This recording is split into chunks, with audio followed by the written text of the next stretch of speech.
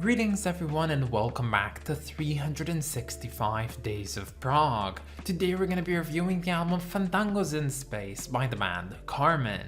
Hi, my name's Naomi. I'm an avid progressive rock fan, but I'm a long ways from knowing all the prog albums out there. But this year, I'm gonna give it a try. This is 365 Days of Prog.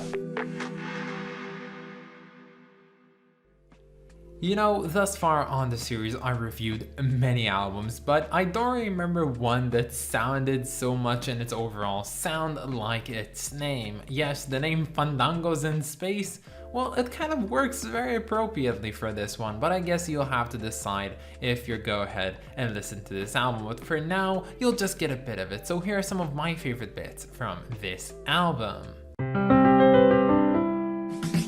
tell me no tales about gypsies. Better come by my fire, see the light. Give a woman a gypsy lover.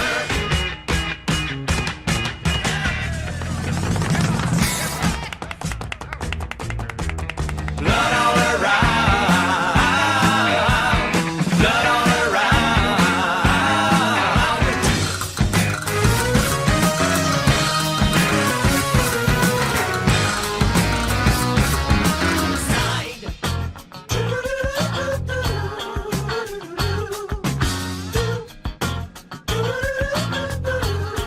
like the sky, heretics burn and they die. Institutional state, dancing on space, wearing a face, cast and it's in the base. You know it as it goes.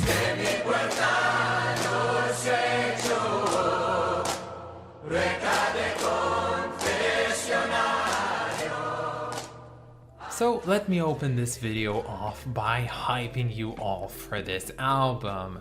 If you don't know this one already, then you better get to know it. This is an album to definitely move your feet. Despite the fact that progressive rock is not the most well-known genre for dancing to, this one is definitely the exception. And well, right from its name and the name of its band, we can start understanding the influences that have affected this one-of-a-kind album. And speaking of things that are one-of-a-kind, the band Carmen themselves are definitely a one-of-a-kind sort of deal. Now, trying to describe what their sound sounds like is very interesting, and Wikipedia put it so that it is flamenco rock. And while I love that definition, I think that we have to take it just one step further here and calling this album flamenco prog. Now, for the matter, take everything that you know about pure, distilled, real Spanish flamenco and just nudge that into progressive rock, you know, the good old pre to mid 70s progressive rock. Put them together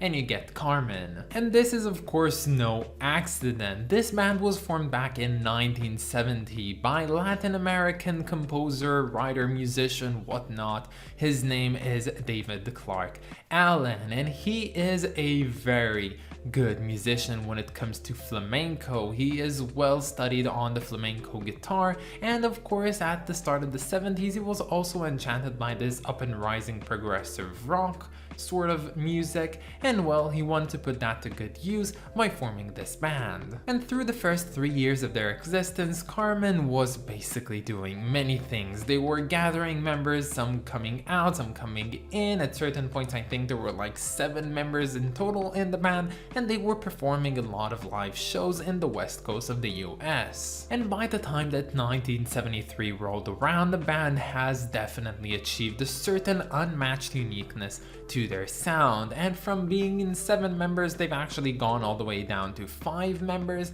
and these guys decided that this was the right time to start creating their debut album. But they weren't gonna do that in the USA, and instead they went ahead and relocated to the UK where they would start working on their debut. Now in the UK, the band have partnered up with producer Tony Visconti, which you might know as the long-running producer for David Bowie, and together they created this this debut album of theirs in a short span in 1973, and it would be titled Fandangos in Space. And well, that album would be released in 1973 to some notable success, though the band themselves decided to keep on doing so, and in 1974 they released their second studio album called Dancing on a Cold Wind, and they followed it up with yet another release in 1975 with an album called The Gypsies. Now by 1975 this band was really getting quite successful. They opened for acts such as, of course, David Bowie, who they know from their producer Tony Visconti,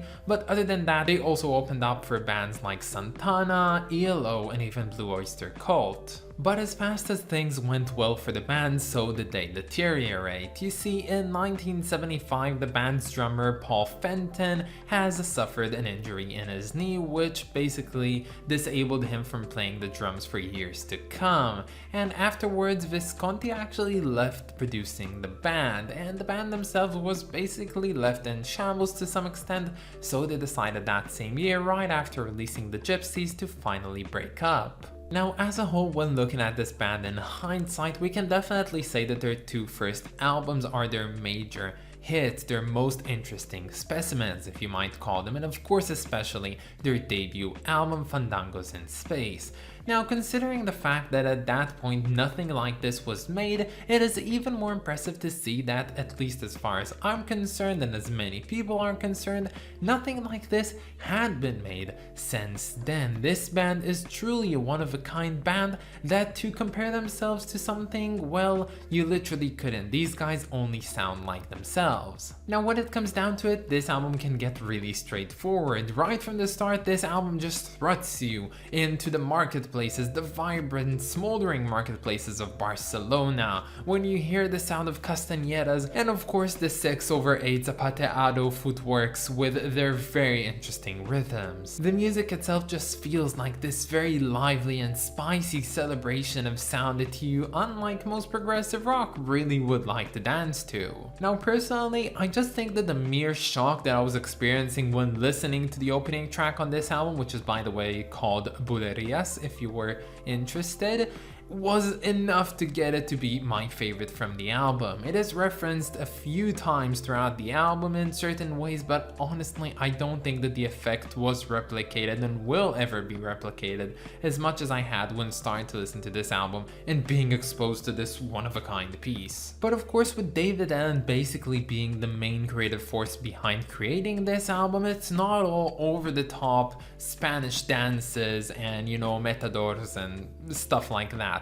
But in a different sense, he also knows how to put in the balance into the songs, and well, he does that most well with the interludes of Spanish flamenco guitars. So take for example a player like Steve Howe from Yes, and how sometimes there's just these really nice acoustic / classic guitar solos in songs to balance things out. Well, that's basically what you get here, but of course always staying in the very Spanish flamenco style. And the reason I feel like saying this is because the balance is integral to this album. It can get overwhelming, but it just simply doesn't, because it knows how to tone things down when needed, it knows how to change its pace, and it doesn't always stay this smoldering heat of flamenco and fandangos and so many things, and I'm really grateful for it, because if it hadn't been for these quieter moments, this album would have definitely gotten too overwhelming for me, and I would have simply not enjoyed it enough. Now, with that being said, this album isn't all just Spanish influences all around. I do believe there are some English influences, the first and most prominent one of course being the English vocals on many of the tracks, but we also have songs like Sailor Song, which actually sounded to me like really generic, if you might call it, English progressive rock, which is not that bad of a thing, but it does show that there are capabilities of going in different directions on this one. Now, all in all, I wouldn't say that this album is perfect, but I would have to say that it's definitely a really strong piece. When it comes down to its downsides, I think that there are some certain sections on here that feel like they're repeating themselves and not in an intentional way, and there are certain times when this album can get into a bit of an absent-mindedness sort of feel to it, but all in all, it is really good, it is unique, it is original, like unlike anything that I've basically ever heard, and honestly, if I were to see a copy of this in a record store for a decent enough price, maybe a bit even, expensive, I think I would purchase it. So here's the thing, I went around checking, and from everything that I could gather, this is the correct cover for this album, but for some reasons when I go to certain places I encounter a different cover which looks something like this, and well, this one looks so much better than the original.